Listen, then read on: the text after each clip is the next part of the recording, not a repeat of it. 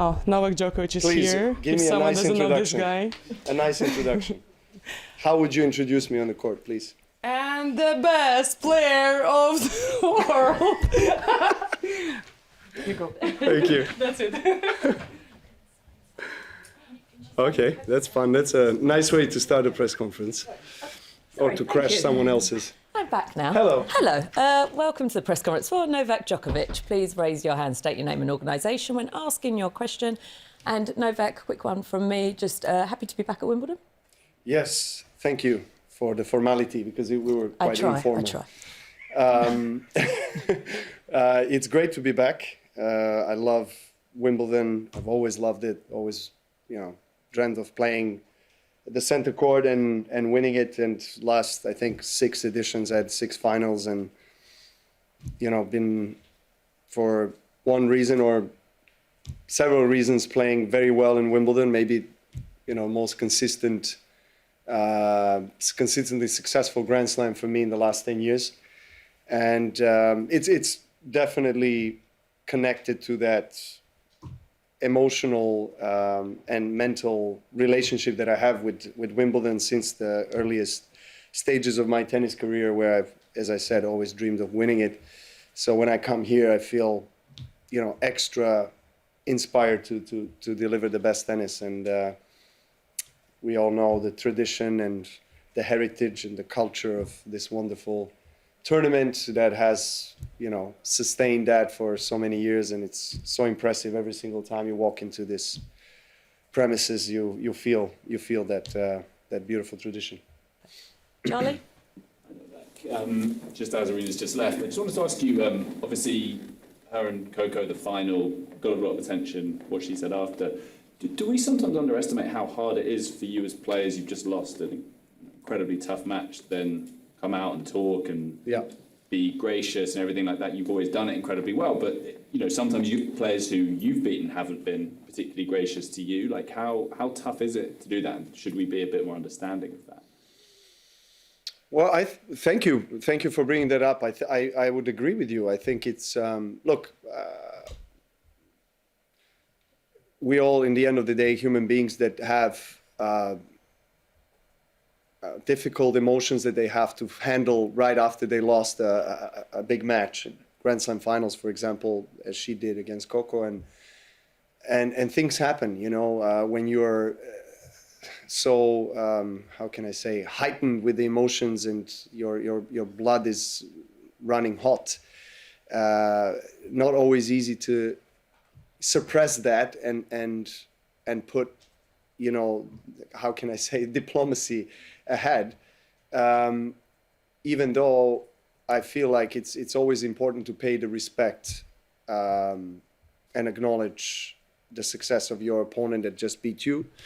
So I think she did. I saw what she said and everything, and I think, well, in the end she clarified it. And look, it happens, and she maybe came out in a wrong way, but she didn't mean to disrespect Coco, and so actually most of the times I had, Grand Slam finals with opponents in the last 20 years, the super majority of the times it was always quite respectful, both ways, when I would win or lose for my opponents. So I think tennis really stands out as a very good example of that, comparing to other sports. And I think I just actually found out, because I never thought about it, that tennis is the only sport where you have a finalist or runner-up, staying for the closing ceremony and getting a chance to say something, which is interesting when you think about it. And it just talks a lot about the sportsmanship. And also I like it because it gives you an opportunity as a finalist to pay the respect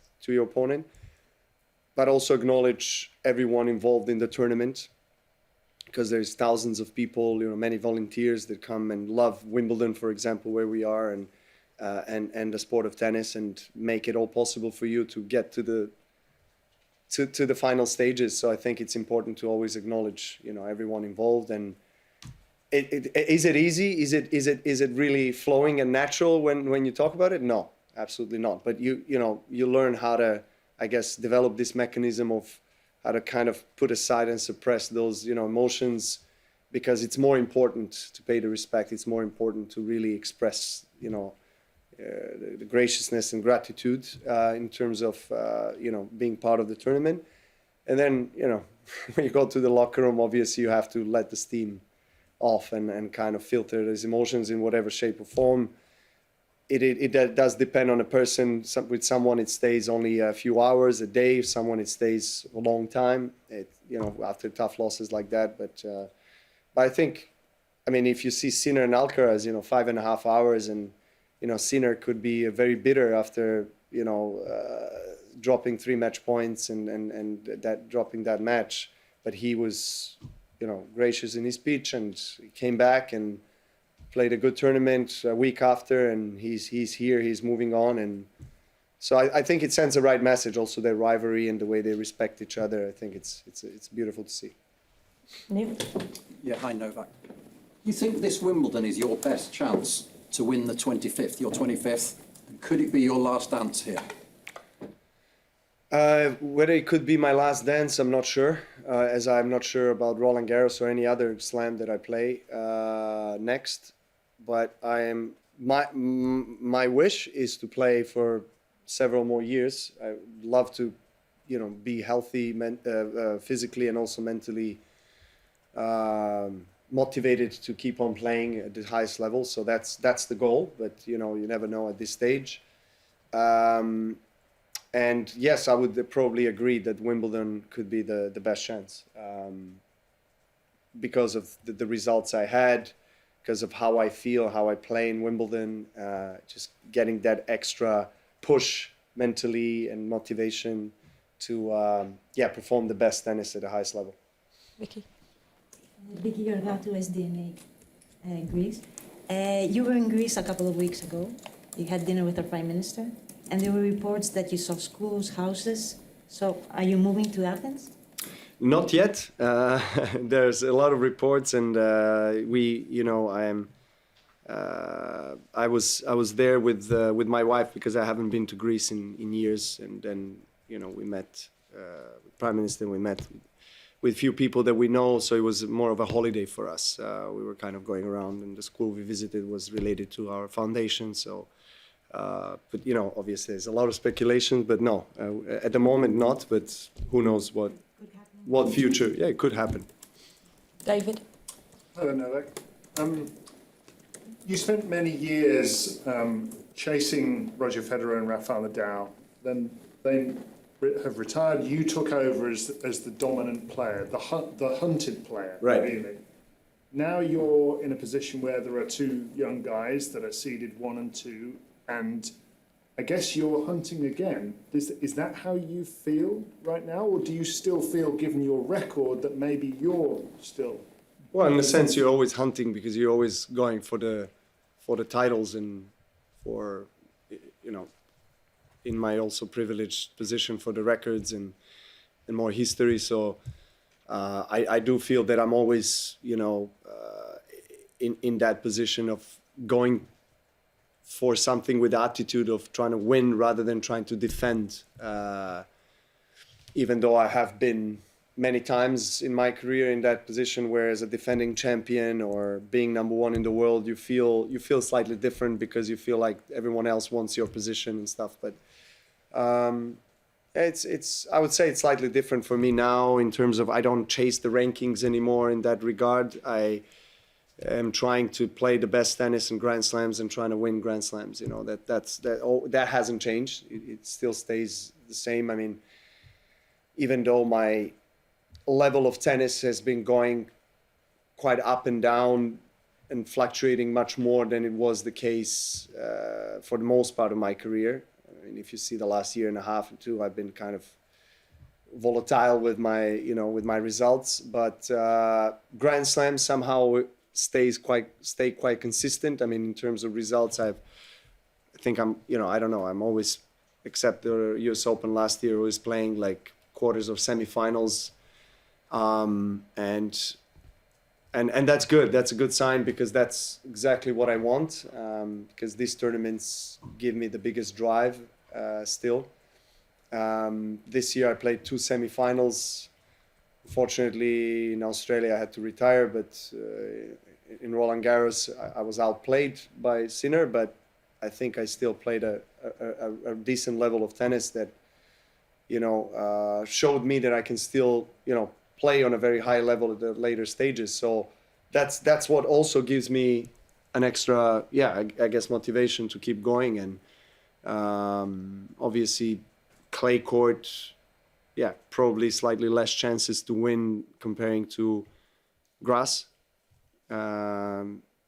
Let's see. I like the way I feel right now physically and tennis-wise. I've been playing good on the practice sessions. Obviously, completely different when you start a tournament. But yeah, I'll try to have a very good tournament and go as far as I can. Okay, one more in English here. Hi, Novak, Antonio Guerrero from La Repubblica. We learned yesterday Yannick Sinner changed 2 members of his team, and one of them, was also your athletic trainer, Mr. Both of them were with me, both, actually, yes, sorry, both. What are your thoughts about that, and how difficult it is to find, because also you also have changed different members of your team, recently, how difficult it is to find the right person for big players like you and Yannick? Well, it's quite relative what the right person, definition of the right person for a certain player is. We're all different. We all have different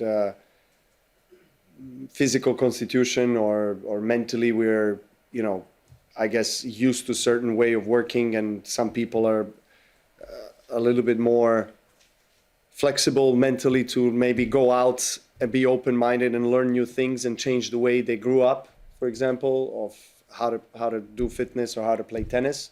And some people just like to keep,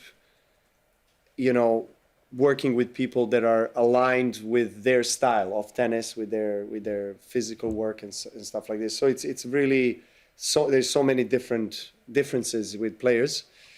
I did work with Marco and Uli, and I think they're phenomenal professionals. They both have contributed also a lot to me, to my team, to my success. I don't know what the reasons are of the split with Yannick, to be honest. It came up as a surprise to me as well, to be honest, because I think that Yannick's game and body really has improved so much in the last year and a half, and they've been an integral part of that team. So I don't know, to be honest, but changes happen.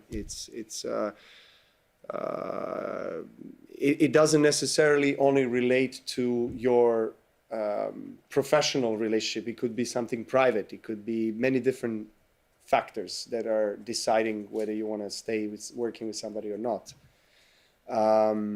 But as somebody that also has made changes, I understand that, sometimes, you just are not aligned anymore in whatever of these, how can I say, avenues of thinking or whatever. And then you just split, and then maybe you're looking for something new, something different, something fresh. It just depends. I mean, somebody likes to be comfortable, because when you have tennis or fitness coaches or physios that have been with you there for a long time, like I have, part of half of my team has been with me for a very long time. It also gives you emotional stability. It gives you a sense of comfort and sense of security and also strength in that regard. So I guess it's hard to speak in general terms because we're all different. Okay, thank you. That's all we've got time for in Thank you. English.